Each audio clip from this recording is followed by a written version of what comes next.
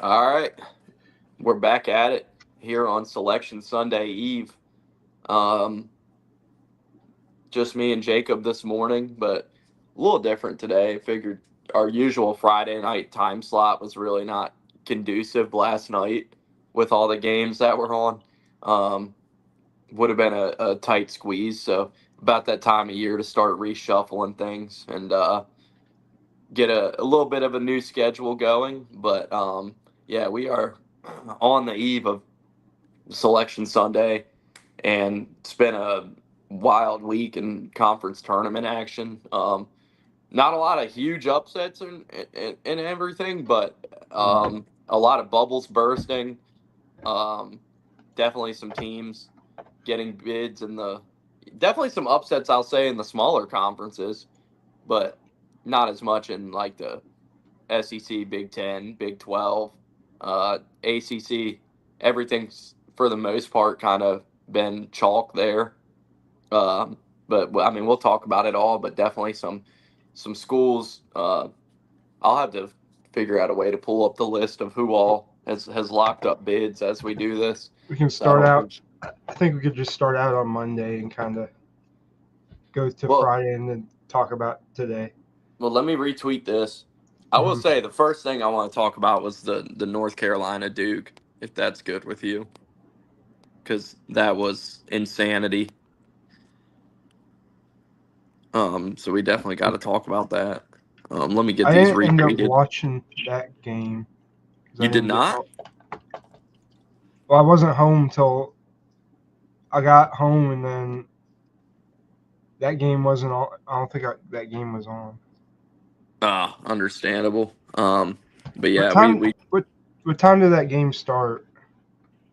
uh 6, 7, Okay, something like that. okay, I don't think I was home for most of it Yeah, but because I watched ETSU. I was at the ETSU baseball game, and then I don't know. I think I started watching Purdue after when around 9 when that came on. So well, did you happen to catch the end sequence there? Because that has to be discussed. And I guess North Carolina's bubble case has been, or lack thereof, has kind of been the story of the week. And then how that game went yesterday. But but yeah, so North Carolina lost 74-71.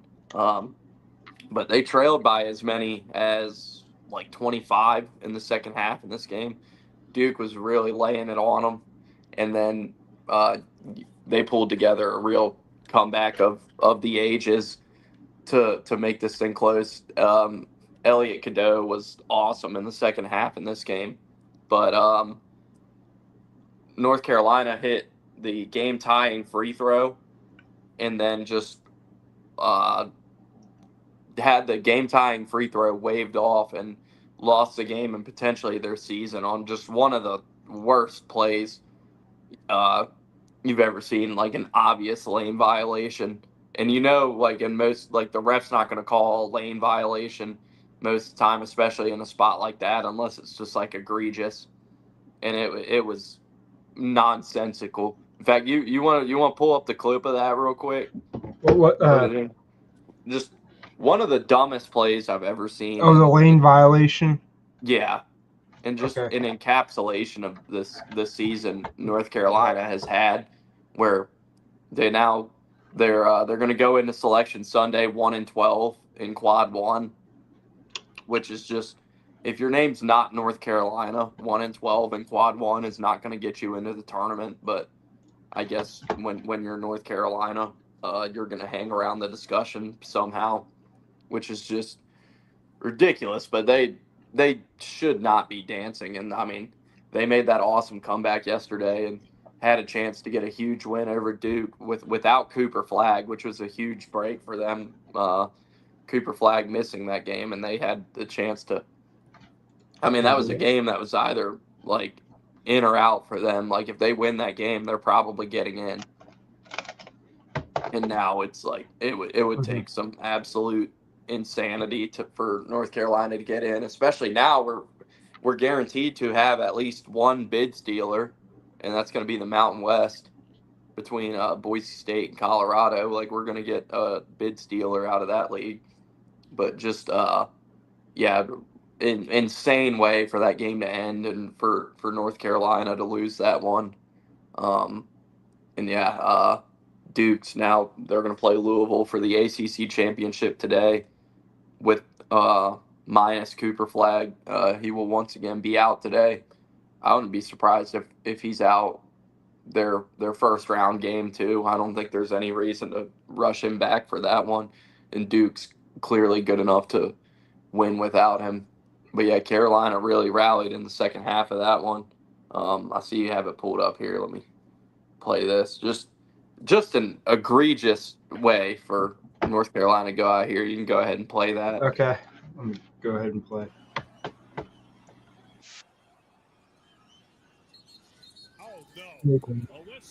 What is he doing? Yeah, moving like a second before anybody else.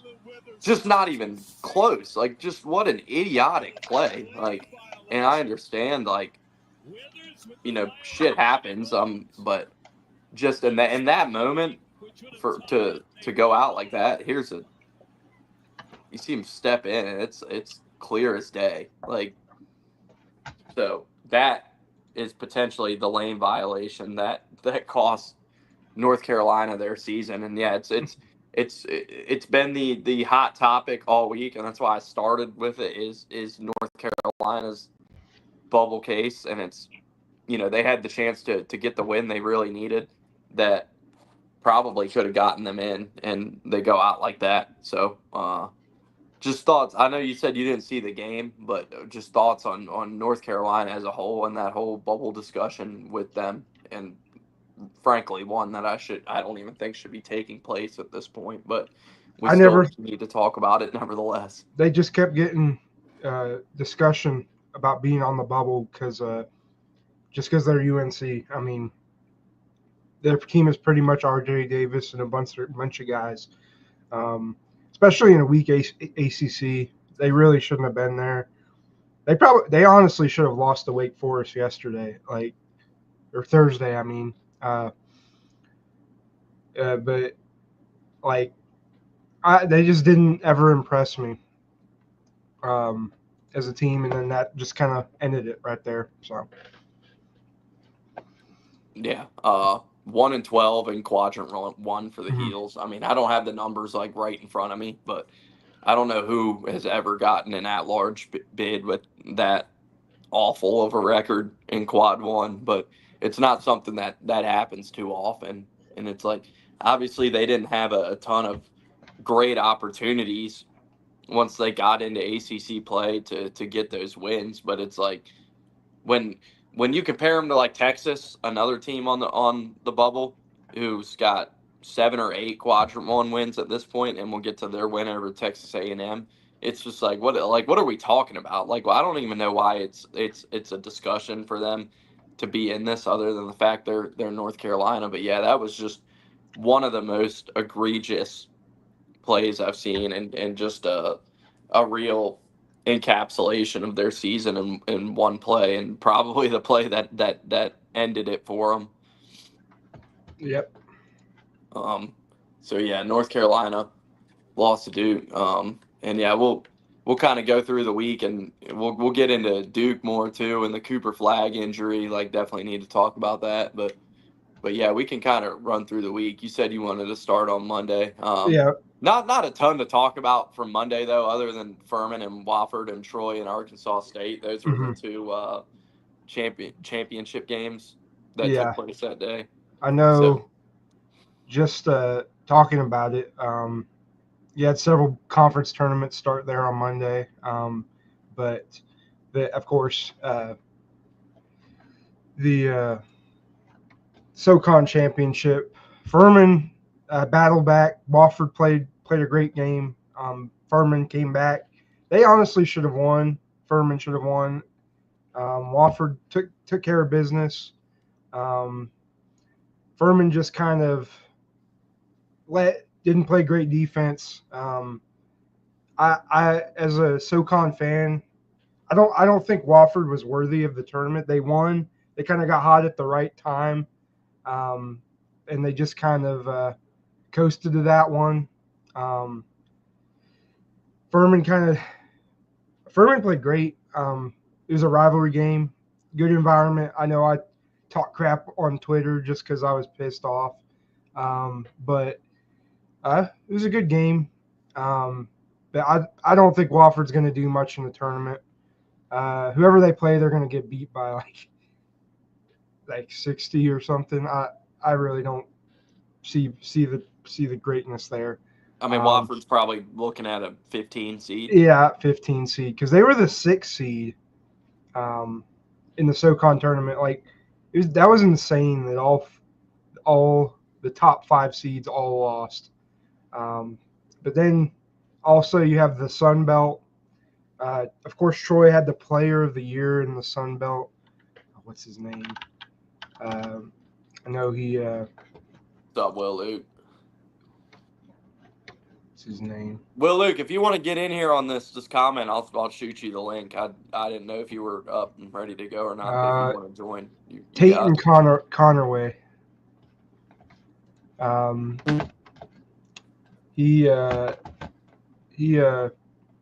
Anyway, Scott Cross, the head coach at Troy. It was a close game the whole way. Let's see. Did I go back too far? I think I did. Yes, I did. Yeah, I went back too far. You had Arkansas State. Where did I go? Okay, I was just looking at the scores. I'm struggling here. Okay. The final score is 94-81. Arkansas State was a great team too. You had what's his name, Joseph Pinion on. He didn't have a great game for Arkansas State. Troy just dominated. Shout out Scott Cross, the head coach at Troy. I know he was at UT Arlington for a decent amount, and they kind of let him go controversially because he always had good teams there. And he's built up that Troy basketball program, so maybe he'll be in the running for a Power 5 job. We'll see how they do in the tournament. I'm not sure if there's any other championships on Monday. No, Delaware upset Townsend, the number 1 seed Townsend Colonial Athletic Conference. Yeah, Delaware went on quite the run in that tournament. They ended up falling short, but they went on quite the run there and almost they won. They came into the conference tournament on like a 8-9 game losing streak and then turned it around and damn near got in and got themselves a bid. Another great game from Monday. Oakland almost upset number 1 seed Robert Morris in the Horizon League. UNC Wilmington, Charleston, that was a close one. Youngstown State over Cleveland State. That's pretty much all for Monday. If you want to mention anything about those games. No, I know. I guess Tuesday the first main game to talk about there for sure is Gonzaga St. Mary's, and Gonzaga gets another West Coast Conference title. Their last year in that league, they go out on top, and Gonzaga, a team that looked pretty wobbly for a lot of parts of the season, they really got it going here in the conference tournament, and they got one of their biggest wins of the season over St. Mary's to get some momentum going before the dance. But yeah, Gonzaga really they got down in the mud with St. Mary's. I mean, this was a low score and grinded out game, and Gonzaga really did play like they didn't have a great offensive performance, but I thought it was one of their better all-around performances of the year, and they really controlled most of this game, and they were able to get it done here and win the West Coast Conference title. One they really had to have just to get some momentum going into the dance. Should maybe get them up a seed line or so and help them. Like I said, Gonzaga really needed this one because it's been a while since we've seen them have it. I mean, they I mean, they beat San Francisco on Monday. San Francisco played a great game against Gonzaga and was competitive there, though. But yeah, Gonzaga, after going 0-2 versus St. Mary's during the regular season, was able to get it turned on here. And so Gonzaga, like they were going dancing anyway, but they punched their ticket and got themselves a big one against St. Mary's. St. Mary's really fell flat in this one and was not the same dominant St. Mary's team we've seen a lot of this season.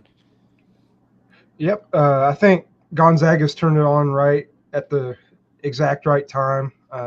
They closed out strong here in the West Coast Conference. St. Mary's didn't play their greatest game. What a low-scoring game. I think that's kind of how St. Mary's likes to run their run the pace of their game.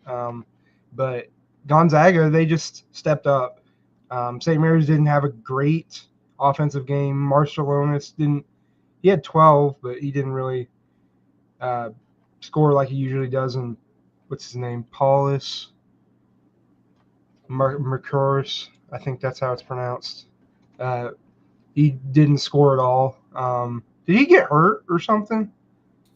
He was only in there 14 minutes.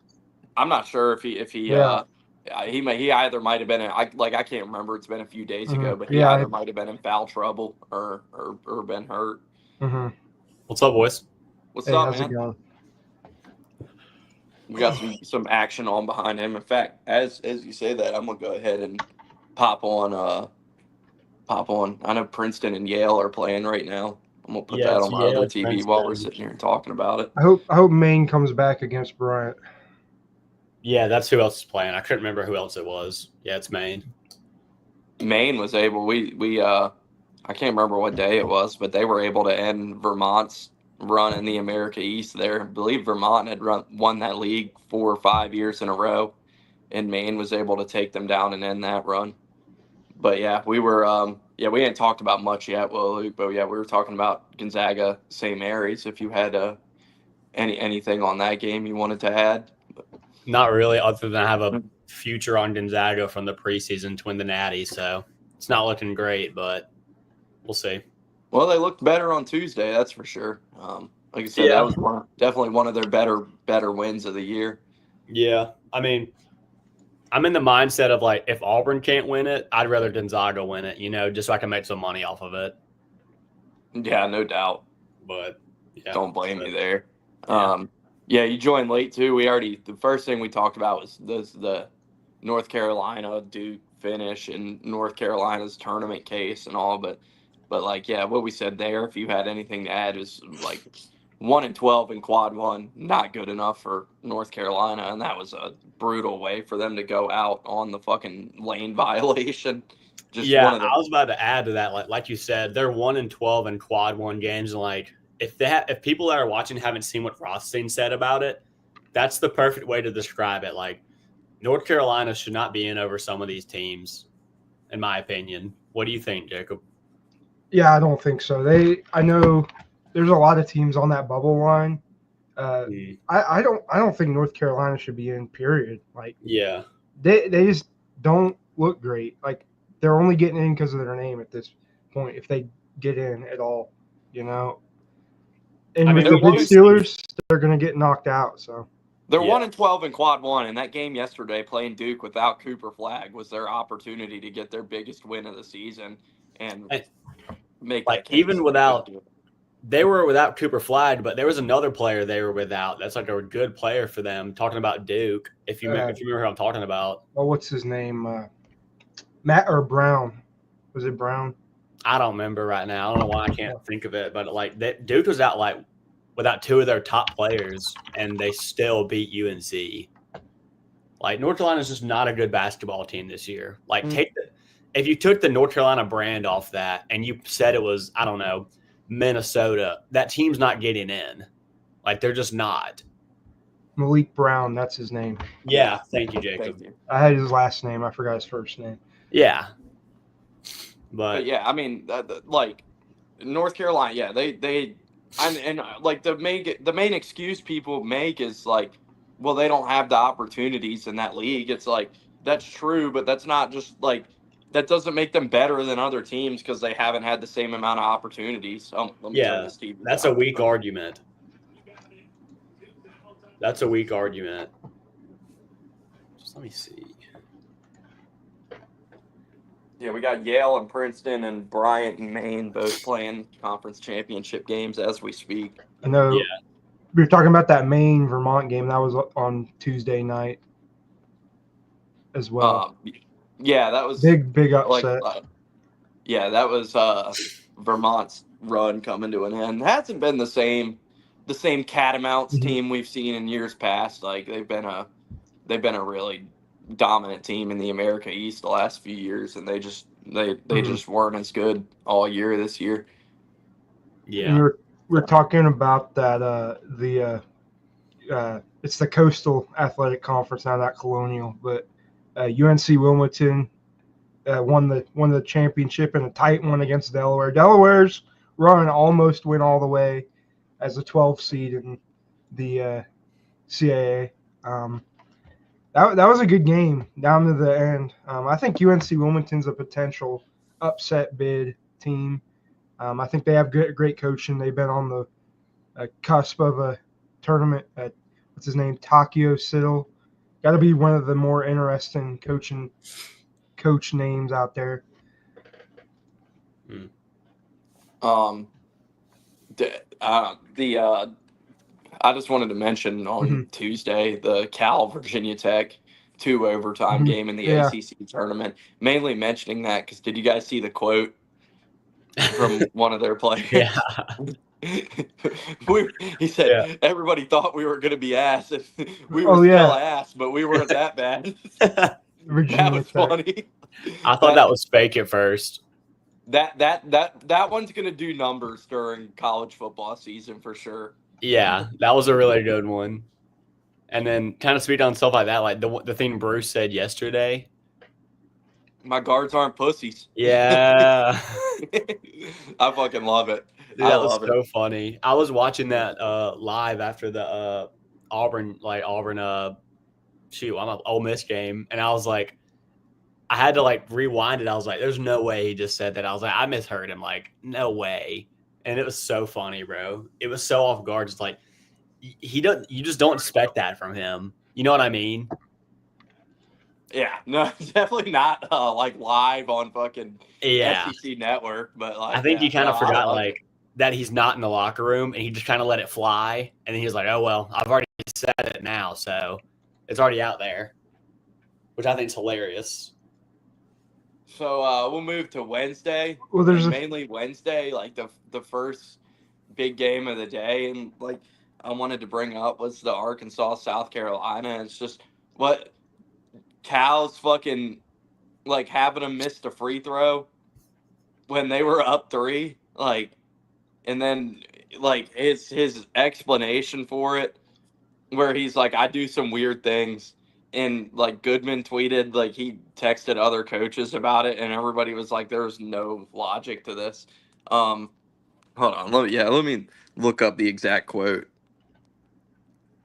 But that was just one of the most nonsensical things I've ever seen. Hold on, go ahead.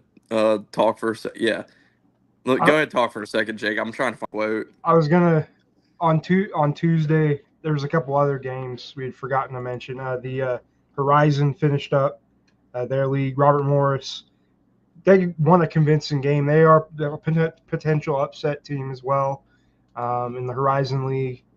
They rolled over Youngstown State 89-78. I don't think it was a close game for the most part, but Robert Morris controlled it. The other bid from Tuesday night. It was actually an upset in the Northeastern Conference. St. Francis upset Central Connecticut State for their first bid since 1991. Central Connecticut just fumbled the bag there. St. Francis might be the worst team in the NCAA tournament this year. They will be in Dayton. Yeah, sure. they are. They are. I think they might be the lowest metric team, even below the MEAC and SWAC winners. They scored 46 points. So in their win. Like they have no like true standout star player. Even like usually on these smaller teams, you'll have a couple great players. I don't think St. Francis even has that. So I'm they still are. looking for this quote, but basically, as I'm looking for it, the setup for the Arkansas was that Janelle Davis was at the line and he hit the first free throw to put him up 3, and then he intentionally tried to miss the second, which he ended up making, which put him up 4, and like iced the game, obviously, but like just on the surface, it's like there's no logic behind having him miss those that free throw, because I mean you're gonna go up 4, and then like when they questioned him about it after the game, he was like, "I do some unconventional stuff." And okay, I found the quote in perfect timing. Goodman said he texted one high major coach who said there's absolutely zero logic to it. They were up 3 with 2.5 seconds left, and like so miss if he missed that free throw and they're only up 3, that gives South Carolina like a shot to go down and hit a game tying 3. And he told him to intentionally miss the set. Like, Yeah. what like one of the dumbest things I've ever heard. Yeah, that makes zero sense. I gotta go to the bathroom, but if y'all want to hold it down for a second, but Yeah, I just wanted to set that up because that was insane. Yeah, to kind of piggyback off what Travis said, like Cal saying, "Yeah, I do unconventional things." Sure, while that's true, that's just weird and just I've never seen any coach have a game plan like that before. Like, yeah, I want you to intentionally miss to give them a chance to tie it. What do you think about that, Jacob? Wait, what was the discussion? We were talking about Cal, how he gave that quote of like, "Yeah, I do unconventional things," where he told his player to like intentionally miss the second free throw. That was a weird ending to a game. I don't just take the win and move on. Yeah, I mean, like because they were in a spot where like they were only up 2 at that point. I'm pretty sure. So if like I can't remember who they. It was Arkansas versus South Carolina. South Carolina. Thank you. If South Carolina gets a buzzer beater off, they win that game. So what is Cal thinking there? Like I just don't see the logic in it. Like it just makes no sense to me. I don't understand it. Hey man, he does some unconventional stuff. Yeah, I mean, so edgy, bro.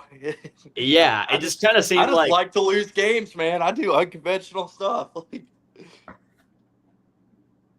yeah, I mean, just that was one of the dumbest things I've ever seen, and like you could tell it's like Davis was trying to miss it because he throws a fucking line drive like off the backboard that ended up going in, and it's like so Cal's fucking unconventionalism like fucking obviously like thank God he made that, because that was like if he does indeed miss that and then South Carolina goes down and ties the game, you look like a freaking moron, which he does most of the time anyway. We've lost William Luke. Are you still there? I'm here now. He's back now. Okay. My Wi-Fi dropped. My bad, boys. No, you're good. But I was just saying, like, yeah, it's like, luckily that did not go in. That worked, or it did go in, I should say, and that worked to their favor because he was trying to miss it and still made it anyway. It's like, yeah, I guess the basketball gods were like, we don't need you to look this dumb in this moment. Can you imagine the storyline? Let's say like he did miss the second free throw, right? And then South Carolina gets a game winner off, like, and they beat Arkansas. Can you imagine like the headlines around that? How just crazy it would be. Yeah. Like, I mean, that game would have gone to overtime if they make that 3, and then like I'm sure all his players would have been looking at him in the huddle like, what the fuck? Being like, dude, what's your problem? Like, how do you even think that's remotely the right thing to do? Because like, I'm not going to sit here and pretend like I know more about basketball than Coach Cal. But at the same time, I think I understand how logic works. You want to go up by as many points as you can in a late game, like, you know what I mean? Like a late game situation. Yeah, you make that a 2-possession game there exactly. every time with 2.5 seconds left. Yeah. Like, that just makes zero sense to me. I know we've been harping on it for a second. I just can't wrap. Like, ever since I saw that quote, it just confused me. I'm like, it seems like he's just was like, yeah, we're so good, we're gonna win anyway, even if we miss this. It's almost like an arrogance thing. It seems like an ego thing. Like that's the only thing that made sense to me. Yeah, that was it was complete nonsense. But Yeah, Arkansas was able to hold on and win there. They did their best to give that game away though, because they led by quite a bit, and South Carolina was able to rally. And so that was like the first of the important bubble results on Wednesday. But that was when we first really started to get some big games on the bubble and teams kind of solidifying themselves.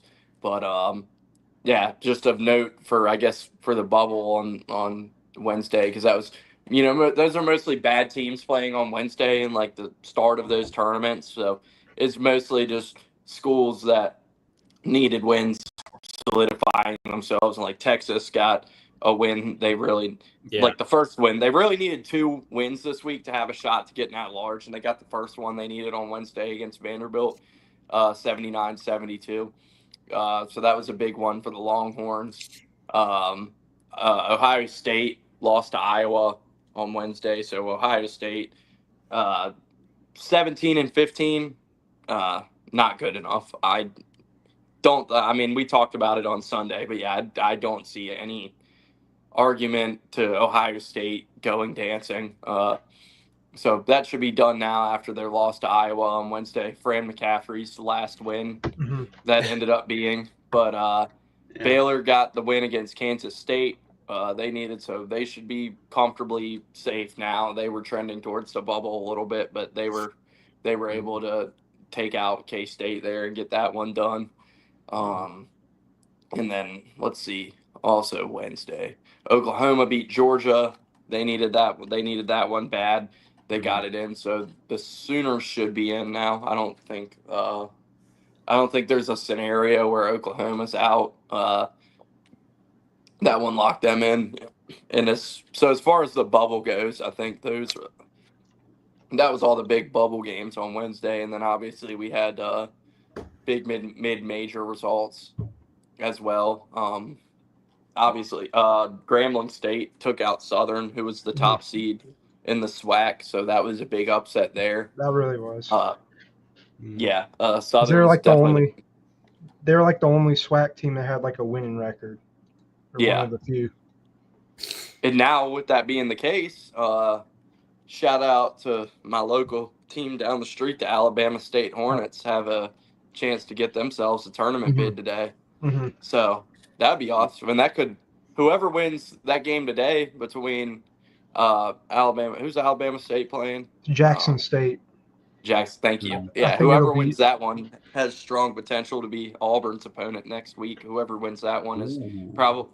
Yeah, whoever wins that one is probably going to be in the South region in Dayton playing. I don't know. I've seen some different teams they could be playing, so we'll see how that shakes out. But yeah, it seems pretty likely that one of those, whoever wins that SWAC game today, will be in Dayton playing for a chance to go play Auburn. So yeah, I'm rooting for Alabama State today. Oh yeah, dude, that would be awesome. An Alabama State Auburn game. That'd be sick. That would be awesome. I'm definitely really rooting for that. So yeah, that was one. Let's see, Wednesday. There was the Patriot League final. American took out Navy. Shout out Washington D.C. Yeah, that was the battle for the DMV there. Yeah. Yeah, I was hoping to see the midshipmen get it done, but American was able to pull through. American's been the best team in that league all year. So probably the best game of the day was USC Rutgers. They went to 2 overtimes. Yeah, that was a good one. Dylan Harper and Ace Bailey's last college game. That sucks for them, dude. That sucks. Yeah, Rutgers, if Rutgers had kept some of their players they had from last year and they added Ace Bailey and Dylan Harper to that team, they probably would have been a solid NCAA tournament team. But yeah, they just didn't have any. They had a lot of just 2 young players all around on the roster, and it just didn't work. No, it didn't. But no interior presence. So It would have been That's really kinda- cool to see them make it, to have those two young guys who are exciting to watch in the tournament. Because if they made it, they were going to hit a big shot. One of the two were going to. They were kind of one of my dark horses for the NCAA tournament, but they just didn't. Steve Peichel going into next year, he's kind of on the hot seat, if I had to guess. I just don't think those two guys and like the style that bringing in those two guys like brought with it fits Peichel's system and how it was a weird fit from the start because I mean Peichel's teams have always been like slower tempo, like grinded out defensive teams, and then you bring in two like potential top 3 picks who are I like to push gonna the want to, pace. yeah, they're gonna want to push the pace and like play ISO and all that. And when you put those two guys in that system, I just don't think it. And beyond those two, it was not like a super talented roster paired Yeah. with a system that they just didn't really fit. And it just like it never came together for them. And it's like it's easy to say like see it not work and just be like, oh well, he just shouldn't have. But it's like any coach in the country would have taken those two guys on their roster. So like it's easy to like criticize Peichel now and be like, oh well, they just didn't fit the system, this and that. But it's like at the end of the day, it like any coach is going to take the opportunity to coach those two guys, and it just never really gelled together. Like Yeah, you wanted to expected it turn down the two talented freshmen. Yeah, like two guys that probably 2 of the top 3 picks in the draft, and like it was a real like the Ace Bailey Cooper Flag debate was like a real debate before the season. Yeah, Like, I mean, it's I not think people anymore, were obviously, but like at one point, yes, there was a real debate and discussion who should go 1 for sure. Yeah, but like you said, though, like it's more of a fireable offense not to take those two guys than to have a down year with those two guys. Yeah, it's like that's a no-brainer for me. You take the two talented guys that want to come play for you, and then you just try to put it together as best you can. Like Jacob said, he's definitely going to be on the hot seat after this year, but I don't know. Like, I think Rutgers is going to fucking bounce back next year.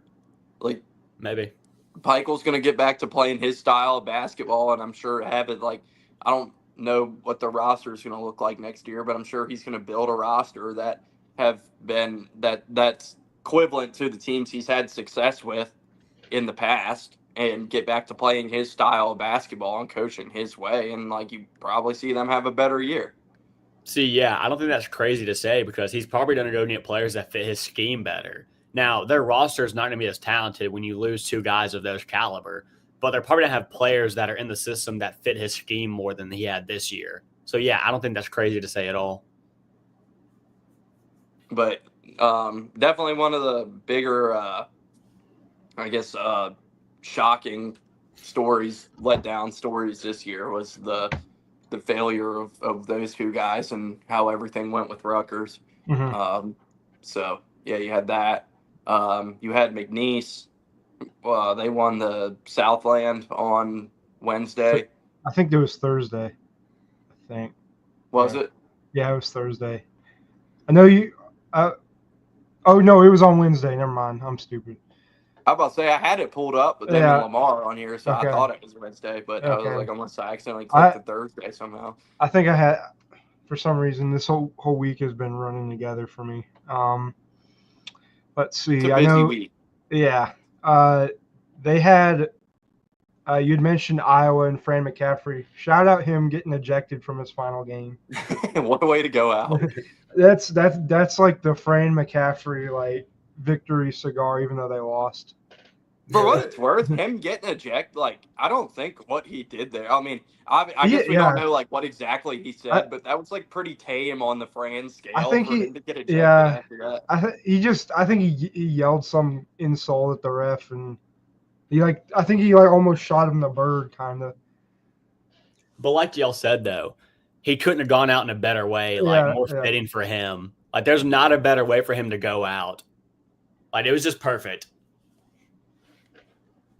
Yeah, we had a few, and then we had a few coach. We in fact right before we went live on here, we had the Kyle Neptune news. Oh yeah. I saw that. Or I sent but he's out at Villanova, yeah.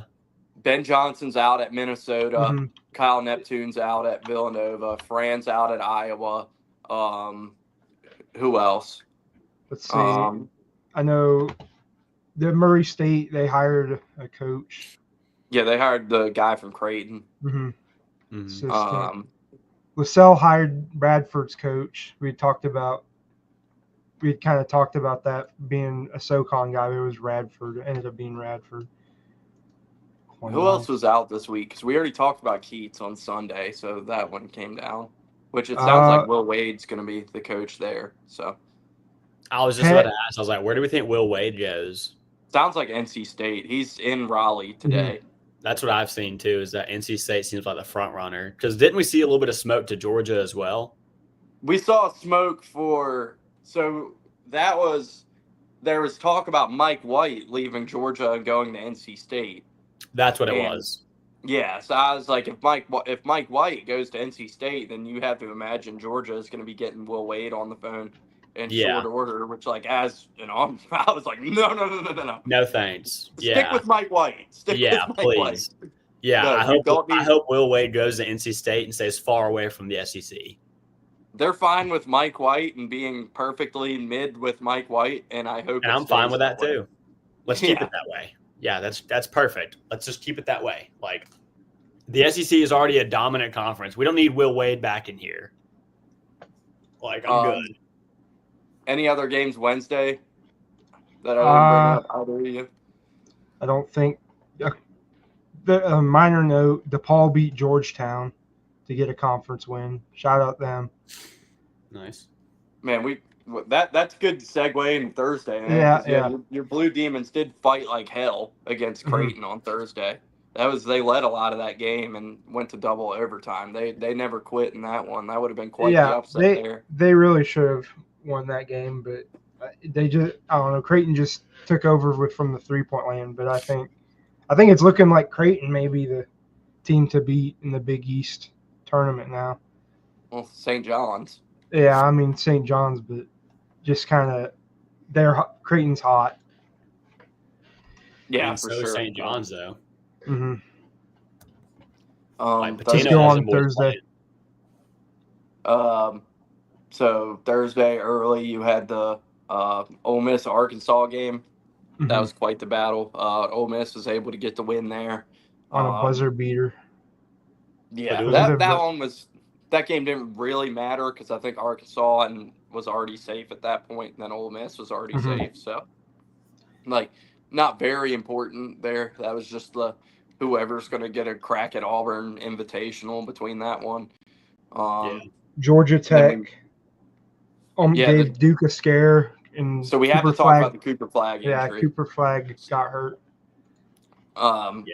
So they held him out. So he's not going to play in the ACC championship tonight. They held him out yesterday, and I imagine he's probably like I said earlier, he's probably definitely going to miss the first round, whatever 16 seed they end up playing. Like, which I don't think you have any reason without him. Yeah, like I don't think you have any reason to rush Cooper. Maybe even in the second round, depending on and that's what John Shire said is. John Shire had a quote along the lines of like, I'm only going to rush him back if these guys give me a reason to rush him back. And you saw yesterday, they fell apart down the stretch against North Carolina, but they still dominated most of that game. Like I said, they had a 25-point lead early in the second half, and then it just kind of unraveled for them. But I even still think, like, first weekend, if you don't have Cooper Flagg, I don't think you have a reason to really rush him back there. I wouldn't. Especially the first round. I guess second round you can make him active for the game and not start him, and it's like he could be a game time decision. Yeah, and it's like even if you don't start him, depending on how the game's looking, if it looks like you're getting tested, then you can bring him off the bench. Like if you need him for some reason, and you're let's say it's within 5 with 5 minutes to go, and you're not comfortable because they have the momentum. That's when you put him in. It's not ideal, but it's something you probably need to do. It's a significant injury, though, because they It definitely is. It definitely sounds like it's a lot more than a nothing burger when they're talking about last night, like needing to ramp him up and get him back into game shape. Um, Yeah. like anytime you hear stuff like that, it's not a good sign. And obviously, the wheelchair is just what are we doing? The wheelchair, it's just what don't He couldn't don't go in walk, a man. wheelchair. You He can't couldn't go in a walk. wheelchair. You can't go in a wheelchair. So You you just you can't. You wouldn't can't have do it. you wouldn't have taken the wheelchair. You would have walked. No, no, I feel comfortable saying that I would not have taken the wheelchair. I mean, Chennai didn't take a wheelchair when he fucking Yeah, like that's just true. can't just cannot go in the wheelchair, man. Like Yeah. that's a tough look. If I was an It, NBA team, that would be maybe the first red flag on Cooper Flag is the wheelchair. it gave us some good memes though, so it all balanced out. The wheelchair is just like, what are we doing here? I thought it was funny, so But I'm okay with it. It made me laugh, so it's okay. but yeah, like definitely a significant injury there for him. Sounds like some sort of high ankle sprain of sorts or whatever, but like Yeah. not what you want if you're Duke going into the tournament like that and stumbling in and like in a game, really a real fucking garbage game against Georgia Tech to lose him there. That's That's tough. tough. And Georgia Tech, yeah, they led a lot of this game. They had potential to pull the huge upset there. And to And back up your point though about like, this injury could be a little more serious than they're wanting to let on. Like they didn't even have him active last night for North Carolina.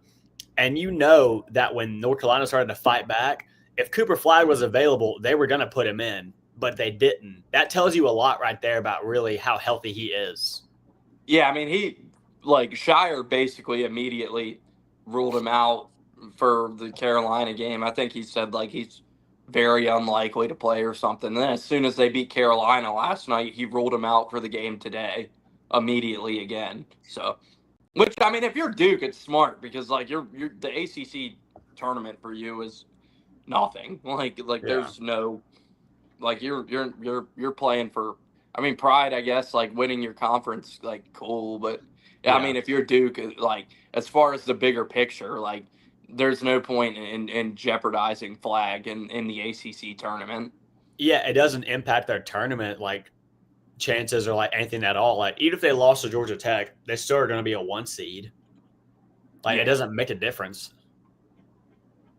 Yeah, and they would have had a really outside shot to get the 1 overall seed coming into this week.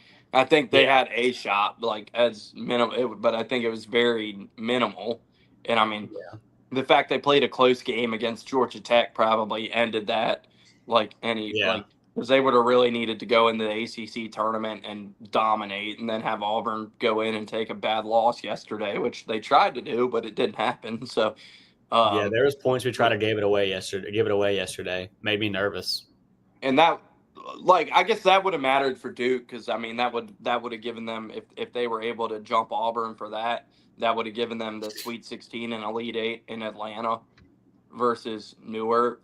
But it's not really that significant for Duke because like Duke fans are going to travel wherever they play. I Yeah. don't I don't think the location is as big a deal for Duke as it is for some other schools because I think wherever Duke is, they can bet on having a strong contingent. Because Duke's a massive fan base. Like they're gonna travel, like you said. That's not a big deal. I don't think that's really a problem. But yeah, that was definitely the story of Thursday. It was the Cooper Flag injury, but other Yeah. games of the day, obviously early in the day, you had the Marquette Xavier game, which Xavier's tournament hopes are spotty at best at this point.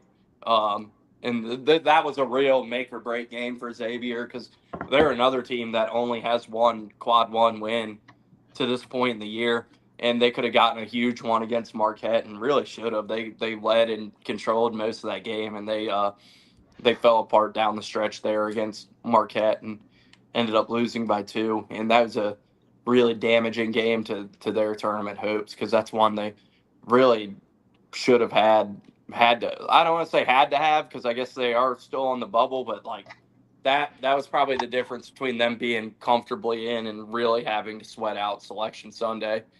And I mean, They didn't play a bad game, man. Marquette just got it going. Like, Conwell was awesome in this game. He had 38. Fremantle had a good game. Like, their guys all played well. And then Cam Jones, who's obviously going to be a contender for Big East Player of the Year, he had a great game for Marquette and was able to kind of like very good game between these two teams. So I was watching this one Thursday afternoon. It was a very entertaining one to watch. Yeah, and importantly for you, they covered the 2.5. Yeah, that was insane. That Yeah. buzzer beater from half court to cover 2.5. But yeah, that was a tough loss for Xavier, and that's one. It's one they're going to be thinking about for a while if they don't hear their name called tomorrow. Yeah, like what could have been, you know? Yeah, like this is the one that really probably could have made the difference for them, like similar to what we're saying about North Carolina. Yeah, and like you said, it was very much a winnable game. Like, there was times in the game where I feel like they beat themselves more than like Marquette beat them.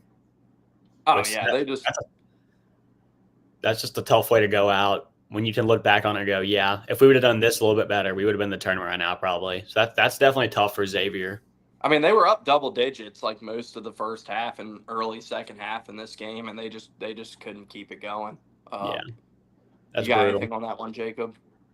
I don't have anything. Just shout out Ryan Cromwell having 38 points in that game. I know you were, Jacob, you were pissed about the Wake North Carolina game. That was Thursday early. If you want to talk about that one. They just I don't know. They just kind of shot. They had a lead. They just couldn't hit their shots. Like Wake just kind of threw up crap towards the end of the game and just let UNC have the game pretty much. They played good defense on UNC. They just didn't execute there at the end. Hunter Salas played pretty good. What's his face? Cameron Hildreth did not play good in that game. He was 4 of 15 from the field. Just kind of shot Wake Forest out of it. But UNC, they kind of kept getting their tournament hopes, or their tournament hopes stayed alive for longer than they should have. That's all I got to say. And I guess that potentially could end up being Forbes' last game at Wake because he figures to be a contender for that Iowa job. Yeah. I think if I was him, I would go to Iowa because you could make the tournament. If you win 21 games at Iowa, you're going to the tournament. Yeah, I mean he's from Iowa, so he figures to be a strong contender there. I mean, I think Ben McCollum is without, but I think like he's going to Indiana. I think. Yeah, that's the thing. Like, if Indiana passes on Ben, if Indiana passes on Ben McCollum, then I think you could see him go to Iowa. But like, I mean, I think that's going to be every Big Ten team's top pick is McCollum. But yeah, he seems like he's a strong contender to be the favorite to get that job at Indiana. But they are still saying Brownell for Indiana too, so we'll see if that happens. But his name's still coming up there a lot as well. I don't see them going that route. That would be such a bad hire for Indiana. I mean, Brownell's a good coach, though. I don't think it would be a terrible hire. Yeah, I know, but he was on the hot seat before last year. Like, he was on the hot seat going into last season. Kind of like, I don't know, just not I wouldn't think that'd be a good cultural fit at Indiana. But Ben McCollum would be a better one. Yeah, and Ben McCollum is so young, too. So, like, he would have a lot of runway to really build his program there. At Indiana. But yeah, he figures if Indiana passes on him and goes in another direction, then he figures to be at the top of the list for Iowa. And I haven't seen like an official anything, but I threw Ben Jacobson in the mix too at Northern Iowa. I mean, he's been there in the state at Northern Iowa forever and had a lot of success there at UNI. So I imagine he would possibly be a contender for that Iowa job as well. But so Thursday, probably the biggest game of the day and the most significant win for the bubble was Texas A&M, and this was a wild game. A&M did a really good job guarding Trey Johnson and limiting his shots in this game, but Texas was able to grind this one out, and that was a huge win for the Longhorns. Could potentially be the 14th SEC team to make the tournament. I mean, monumental win for Texas against Texas A&M. They needed this one as bad as anybody needed a win all week, and they were able to get it done. But yeah, big win for the Longhorns and Rodney Terry. Potentially, I mean that game's the difference between going dancing and not going dancing, and Rodney Terry losing that job. Like that was a win Texas had to have for everything, and they were able to grind it out here, and that's what makes conference tournament week fun, man. You really get to see the desperation of some of these teams during that week, and like, yeah, that's a huge win for Texas. Yeah, I mean, Texas continued. They did what they needed to, took care of business against Vandy, and then they took down Texas A&M in that was it overtime? It went to overtime. 2 overtimes. Two overtimes. Yeah, that was one of the better games of the day as well. I think it kept going on and on. A&M, I think A&M's one of those teams. I don't see it with them. I mean, they play tough defense, but offensively, I don't think they have enough to carry them on a run in March. But big win for Texas. Trey Johnson, the fact he'll be in the NCAA tournament, I mean, that's going to be huge. It'll be a fun watch. Every game Texas plays. Yeah. Yeah, I mean, Trey Johnson's like, I don't think there's a guy who's moved up the draft charts more in the last few weeks than him, but Trey Johnson could easily be a top 3, top 5 pick at this point with how good he's been. I think NBA teams are going to love him. But yeah, that was a huge win for Texas, and they're still kind of like they're just like one of those teams where it depends what bracket you're going to look at. Like they're going to go into Selection Sunday sweating it out, if they're going to get in or not. But this win against Texas A&M is the one, like, it wouldn't have even been a discussion if they didn't get this win. And I mean, if you're looking at the blind resume, like, I mean, team we talked about is North Carolina, and like the fact that we're debating like North Carolina on the bubble, and then you got Texas on the bubble with 7, 8 quad 1 wins versus North Carolina with 1. It's like, it's not even close. And I just I don't want to hear the shit like Will Luke said. It's a weak argument about like, oh, well, they just have more chances. Like, who gives a fuck?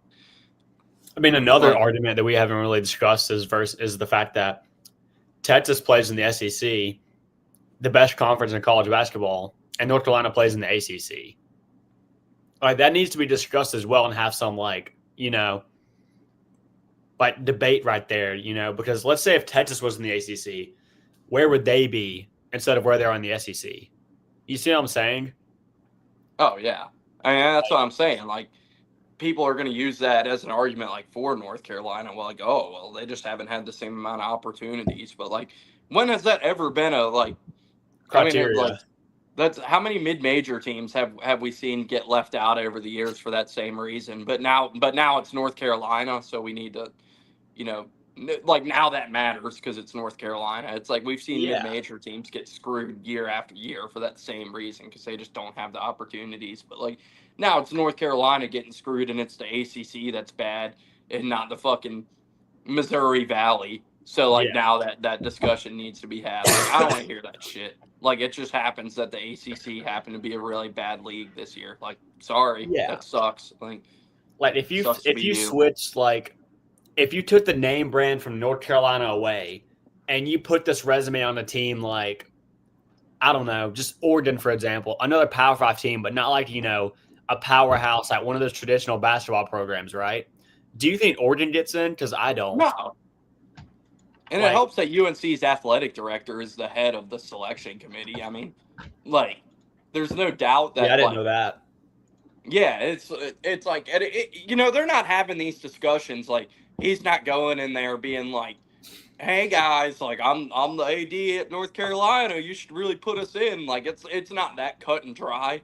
But like if you don't think that kind of stuff matters in these discussions where these guys are going to kind of try to do favors for each other as like people they're friendly with, and like the guy like you're out of your mind. Like that's You definitely going scratch to my back, I'll factor in. scratch yours type thing. Yeah, it's definitely going to factor into these discussions. It's like, will that be enough to get North Carolina in? Like, probably not. We'll see. I mean, But, and it depends how many bid stealers we get in the next couple of days, too, because, like, we're getting one out of the Mountain West. We might get one in the American, depending if Memphis gets it done there or not. We could get one in the A10. We could, if Irvine wins tonight, we'll get one out of the Big West because I think San Diego will be in regardless. yeah. So, like, how many bid stealers we get tonight is going to be like tonight is going to be a big factor in that. And like we know, we're guaranteed to get one in the Mountain West with Boise State and Colorado State playing for the championship there. Yeah. Because I don't think either of those teams were going to get an at-large if they didn't end up here. So. Not that I saw, no. I don't think so. So, like you said, we got at least one, and then there's the opportunity for, like, at the minimum, at least 4 more potentially is what it sounds like. Yeah, so Mountain West definitely, and then A10. You said the A10. If VCU, that depends, I guess, if VCU is going to get an at-large or not. I think VCU will.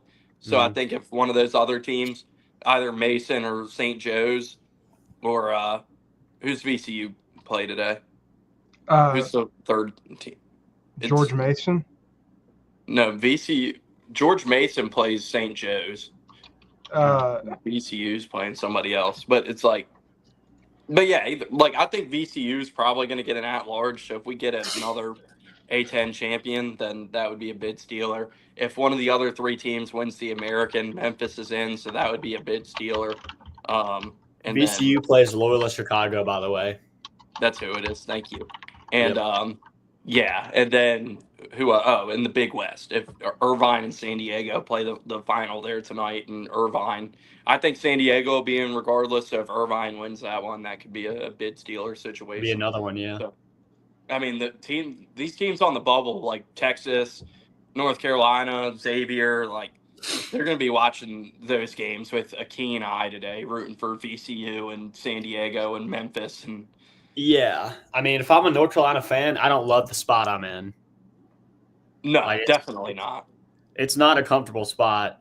I was trying to see if they had any odds for, on FanDuel for like North Carolina to make the tournament, but I don't see any, so I guess I don't have odds for that. Do they just not have them for North Carolina, or do they not have them for any teams right now? I don't see them at all. It might be because there's games going on right now, but I'm Maybe. sure those will be up at some point throughout the day. I was just wondering what the betting market thought, so we kind of get an idea of where it's headed potentially. Yeah, we'll definitely keep an eye on that for sure because I'm curious to know that as well. But yeah, Wednesday or Thursday, so we had the Boise win over San Diego State. San Diego State's in a bit of a precarious spot. I think they're going to be in regardless, but they're definitely in that last 4 in Dayton range. So, but I think the Aztecs are going to be in regardless. But that was a win Boise State needed, and them and Colorado State now are gonna battle, and because Boise was able to beat New Mexico last night too, so them and Colorado State are going to play for a spot today. Also Thursday, yeah, we mentioned the Illinois-Iowa game, Fran's last game, 106-94 for Illinois. Texas Tech won a close one against Baylor. Louisville won a tight one against Stanford. Now Louisville's in the ACC championship, so that could have gone a lot differently if they didn't pull that out. Missouri beat Mississippi State. BYU beat Iowa State in a close one. Yeah, that was a great game. 96-92. Your Boilermakers damn near had a pretty embarrassing loss on Thursday. I don't know what the frick was going on. We'll talk about them later, but Okay. Glad we beat USC at least. But Arizona. Yeah, I'll get through Thursday so we can get to Yeah. Friday and definitely give you your minute to talk about Purdue. Yeah. But Arizona beat Kansas pretty handily. UConn took care of Villanova pretty easily, and Utah State took care of UN. Yeah, that's about. I almost skipped Kentucky, Oklahoma. Atega Owe, basic Insane. deja vu from the game a few weeks ago. To Yeah. hit the game winner to win by 1. Former Sooner, like what, like that's insane. That sucks. Like he's done the same thing twice. They won by 1 on a game-winning layup by Owe, who used to play at Oklahoma both times. That's just insane, man. Like what a crazy game that was. ESPN was, I mean, they were freaking, the Kentucky fans all day during the SEC tournament. My God, were you watching the games most of the day? Like, well, Yeah. did you see what they were just like, Big Blue Nation's taking this place over, like all day, man. It was like ridiculous. Like, see, I mean, like that's so far to me, that's been the best game through like conference championship week easily. Because Kentucky completely blew it and just crumbled down the end there. I'm like, oh, Oklahoma has this in the bag now. They had all the momentum. And I almost fell asleep because I was so tired. I'm glad I stayed up to see that last second shot because I was wired after that shot. That was electric. That was just incredible. Yeah, the fact it was Owe again. It was the exact same thing that happened when they played a few weeks ago. That's what made it so crazy. Nuts. I mean, you couldn't write a better story than that. He transfers out of there and breaks their heart twice. Just nuts, dude. But nevertheless, the Sooners I think they're in a good spot, though. I think they'll be in regardless of the outcome there. That one against Georgia was, I guess, the bow on their tournament case. So the SEC should have 13, and then you will see about Texas, potentially 14. Yeah, so 14 of the 16 teams probably will be in the tournament. Yeah. Texas is just that it could go either way for Texas. I'm not sure if they're going to be in or not. So worst case, we have 13 teams in, and then potentially 14, depending on what Texas looks like. Yeah, because I think Oklahoma's in regardless, and Texas, we'll see. Yeah, we'll see. I mean, and I'll say this: I kind of feel bad for South Carolina because they've played in so many close games this year that they've narrowly lost. That it's like, okay, what if South Carolina was in a different conference? They'd probably be in the tournament. Yeah. They almost beat Auburn. I agree. I think LSU's the only bad team in the SEC. Yeah. LSU's bad. I think they'd be bad wherever they were. But, I think South Carolina, if they were in the ACC or another conference, would have been a lot better. I agree with that. So realistically, if you look, 15 of the 16 teams in the conference all have, legit tournament, could have legit tournament aspirations of how good the team is. It just happens that South Carolina plays in an absolute juggernaut of a conference, which is just unfortunate and unlucky for them. But like you said, LSU is just bad. They're just bad. They're easily the worst team in the conference. Their fucking doors blown off by Mississippi State. Yeah. To start the tournament. So. Yeah, they're not good. But all right, we'll talk about yesterday. Michigan State took care of Oregon. The Kennesaw State Liberty, my Kennesaw State pick I made on Sunday to win the Conference USA, man. It was looking good yesterday. Then Jacob had to say something and ruin it. I say we only have one person to blame for that. I knew as soon as Jacob was like, good on your Kennesaw State pick. I was like, it's over, man. They're going to fucking I picked them too. I figured Liberty'd choke because they haven't looked too impressive. They'll probably win conference now. Another team yesterday that didn't look too impressive that I guess we'll have to talk about for a minute was Auburn. Auburn got the win, but I did not walk away from that game feeling very inspired. No. I said on Sunday when we were on here, and I told you earlier this week, I don't really give a shit if we win the SEC tournament or not. I'm to the point where it's just it could go either way. It's like today against Tennessee, like I'll be rooting for Auburn, but I really like don't care. But like you know, because if you lose, the rest is just as important Yeah. as well. Like so, I mean, we'll see. But yesterday was the game. Like I wanted yesterday to be like the get right, feel good, like kick the shit out of Ole Miss, get on the right track, and then we'll see what happens on the weekend. But Yeah. I mean, It they didn't feel won, but like it that. was certainly not a great get right spot for them by any means. I mean, if I'm trying to look at it from like a glass half full perspective and like be optimistic about it, is like they didn't play well outside of Broome and Denver Jones offensively, and they still found a way to win. Like if you're trying to like, be like a sunshine pumper, I guess, be like, oh, we didn't play well and we still won. But at the same time, like with it being like tournament time and it's about to be the real like big dance, I don't love how we're playing right now. Like it just something seems off. You know what I mean? Like we're winning games still, but it's not like with the dominance that we were early on in I the think season. I think teams just have Auburn scouted now. Like Yeah. I think the advantage they had is over, and like we do the same kind of stuff, and I think teams are just doing a way better job scouting. And it's like, do I think this team could still make a deep run? Like, absolutely, I do. But like, I definitely don't like. I think the days of the season where we're just beating everybody by 30 is over. Like, I Yeah. think we're going to be in dog fights from here on out. Like, whoever we, maybe with the exception of Sunday against a 16 seed or Thursday against a I 16 wouldn't say seed. that. Like what do you mean? I'm after last year. I'm burnt. I'll never Well, be confident going into the tournament again.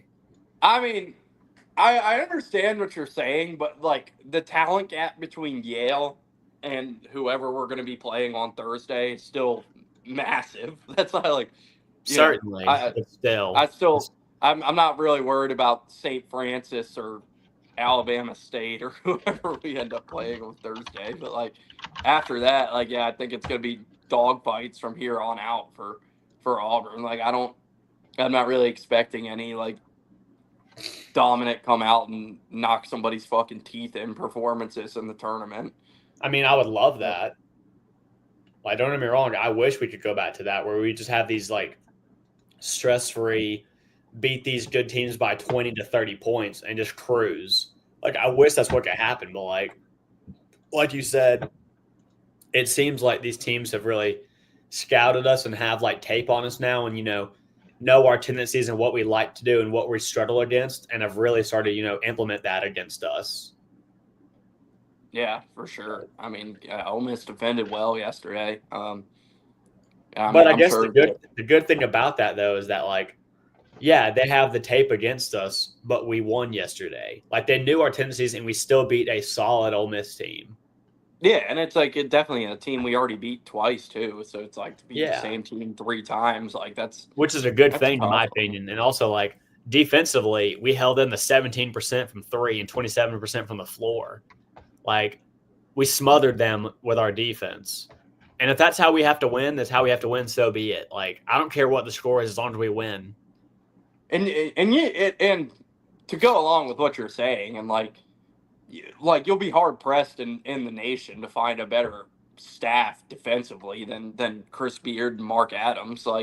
Yeah, Like those guys, like their teams have always been strong. I mean, you can look at because like Chris Beard brought Mark Adams back in the fold this year at Ole Miss, and I mean that was like the same staff that made a Final Four national championship run with Texas A&M and or Texas Tech in 2019. So like it's not surprising. Like that's like their teams yeah, are always going to be tough, physical, defensive teams. So yeah. Chris like, Beard's defense really does like to choke the life out of offenses.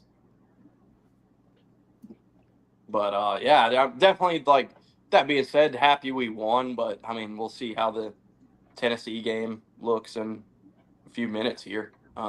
Yeah, I would say we're It going to might, get on at like 5 here. yeah, I guess we'll kind of roll through Friday real quick and try to wrap this thing up so we can Let's get do into it. some game watching. But yeah, definitely, nevertheless, uninspiring performance for Auburn, but we'll see how it goes. Yeah, and then, I mean, today's gonna be a dogfight too. oh yeah, Tennessee played a competitive game against Texas, and they were able to really seize control of that one in the second half. Yeah, That was of mention. I'm looking for freaking. Houston continues to roll against There it is. BYU. I was looking for Auburn's baseball game on ESPN, like the app, and I couldn't freaking find it. I just finally found it. But I'll have to put that on the smaller TV. oh yeah, they're playing early today because of the tornadoes coming. Oh yeah, it'll be here around 2. So I meant to ask you. I said before we get off, how you feeling about that? It's your first real like major outbreak in the South since you've been living here. I mean, the weatherman yesterday, like, this is like I texted you guys, and he's just like, usually like our local weather guy. He's like, this could happen and it might not be as bad, or this could happen and it will be. He was like yesterday, like, it's in God's hands. And I was like, Yeah. oh God, we're in trouble with the weatherman's like, it's in God's hands. They All got us right. in. Travis, I'm about to give you some information on someone who's lived in the South their entire life. I'm gonna give you a tidbit. So James Spann, right? Yeah. Okay. If he has his jacket on, we're in a good spot. Okay. If he has the jacket off with his overalls showing, it's getting a little more serious. If he has the overalls off, we're in a bad spot. That's how Well, you know. I've been watching his Okay. clips too. Like, he's definitely like saying it's gonna be fucking bad too. Yeah. Like, I've been watching his Twitter, confirming. and he was like, "Yeah, it's a 5 out of 5 for Saturday," and I'm like, "Oh, sick! That's awesome." I'm like, "I'm glad we're in the middle of it." Well, like, because I'm like the local guy here, I guess is probably part of Greenville too, is Josh Johnson. And Yeah, exactly. He's usually pretty like optimistic. And was like, well, this could happen and it might not be as bad. He's like, no. He's like, he said there's no off ramp for this one. Like, Yeah, it's like you're just gonna hope you get lucky. But he said like they've only issued a level 5 risk like 2 other times, like a day in advance, which they did yesterday. And those days, like, there were 82 and 43 tornadoes. The other 2 times they've done it, so it's like, yeah. it's gonna be gnarly out here today. Like, This has the same energy of like back in 2011 when those 2011 was really bad horrible. outbreak. In Tennessee, that was horrible here. Yeah, 2011.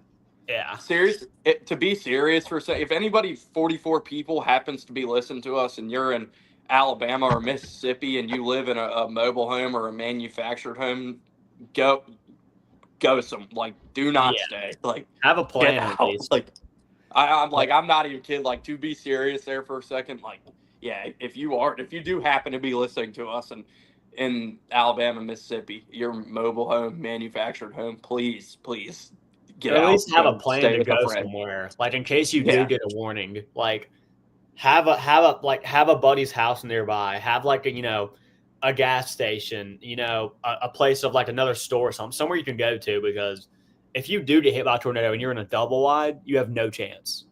Yeah. Like just being real for a second. But yeah, I guess we'll get back to basketball talk so he can wrap this thing up real quick. But yeah, we had to get into that little. Yeah, so we had to pivot there for a second. It's gonna be bad here today. I'm gonna say if the power's out here, I'm already gonna have to figure out where the fuck to go tomorrow, because I'm not missing Selection Sunday, and I'm gonna that would be a tough look for sure. So yeah, I'm already figuring out what I'm gonna do tomorrow if the power's out. I'm praying it doesn't happen like that. But yeah, I'll rapid fire through here because Auburn's about to start. So we have Wisconsin. Oh, go ahead. I was gonna say Florida beat Missouri pretty handily. Yeah. Continued to solidify that they're a 1 seed. Alabama smoked Kentucky. What's his name? Philon had a huge game for Alabama. Series didn't shoot that great, but Maryland beat the shit out of Illinois. Yeah, that was surprising. Houston beat the shit out of BYU. Yeah, those were 2 surprising ones there. Mm-hmm. Marquette dominated St. John's dominated against Marquette too. After that insane game last weekend. All right, yeah, you want to talk about Purdue, Michigan? Yeah, I can talk about it. Purdue, if they had played up to their standard, it would have been a close game, but they just let Michigan dominate inside. No defensive intensity at all. There's a lot of issues on this team. We got to get a big man in the portal. We got to get another wing. I think there's going to be a couple guys off of our bench leaving. I wouldn't be shocked if Cam Heide leaves, or Will Berg, any of those guys. I think we really need a true big man. Of course, we had Daniel Jacobson get hurt. That's kind of where we didn't have any offensive production outside of Braden Smith and TKR. Lawyer just kind of didn't have a great game last night. Michigan just, I think it's a load of crap that Vlad Golden didn't get ejected in the first half. I think I don't Michigan. They aren't that good. I don't know why we let them dominate like they. It should have been a close game, at least for the most part. But we just kind of let them dictate the second half. We got it down to 4, and then just could never get over that hump because Braden Smith didn't play. He didn't have his greatest shooting performance. But yeah, just a tough game all around to watch. It's kind of watching this Purdue team. It's kind of killed some of my excitement for March Madness. I hope there's just upsets. Bro's spoiled. 1 year his team isn't as good, like a national championship contender, and he's like, March Madness actually sucks. Like, one time it's not like even when we had like Carson Edwards, I was still excited. Or when like all those teams in the 20s, 10s, this team just I don't know, like the way they play. Yeah, your like team isn't going to be a national championship contender every single year, man. Like, it's okay. Well, I mean, I just don't see us going further than the first weekend at this point. Like, but why do you hate the whole tournament? Like, just because your team is having like one slight down year. I just don't like the teams at the top. I'm not an SEC fan, so yeah, it's fuck just kinda, you, pal. Yeah, fuck you, pal. I hope Tennessee goes out the first round. I just hope Tennessee gets upset this year. You should. What's your fucking beef with Auburn? You said you hate all the teams at the top. What's wrong with us, man? I don't like their style of play. I don't like their style of play. I don't like over it. I don't like Auburn's style of play. What? They were like if they were like a gritty defensive team, I would be. They're one of the better defensive teams in the nation. Yeah. That's just wrong, Jacob. What about Houston? You like gritty defensive teams. What about Houston? I'd be fine if Houston wins it. I'd be fine if they won it. So what's the difference between Auburn and Houston? Houston's just kind of underdog school. What? I like underdog schools. Then you should like Auburn. Won a national championship. Dude, Auburn has never won a natty in hoops. That's why you should root for them. That is a underdog school. Houston's won one. No, they've never won. You just said championship. No, Houston's never won a national championship. No, yeah, their first Final Four was a couple years ago, wasn't it? No, they went to the Final Four in the 80s. They played NC State, the Jim Valvano team. Oh, I thought they won one. When they had Hakeem and Clyde Drexler. All right. Yeah, I don't know. Yeah, bro's fucking hating, but hater. All right, fuck it. Let's finish rolling through. I'm gonna watch this Auburn game so we get to. But I just had to Creighton beat UConn. Fucking Dan throwing a fucking temper tantrum about the fucking dunk of all guys to get mad about. Fucking what a fucking put. Apparently he had a crash out last night. I wish Matt was on here right now because Dan was fucking throwing a hissy fit and him and McDermott got into it because he was mad Creighton dunked at the end and the guy hung on the rim and showboated. And Dan was fucking mad. Of all people to get mad about fucking sportsmanship, we got fucking Dan Hurley. The dude that threw a pen at Zach Edey in the national championship last year.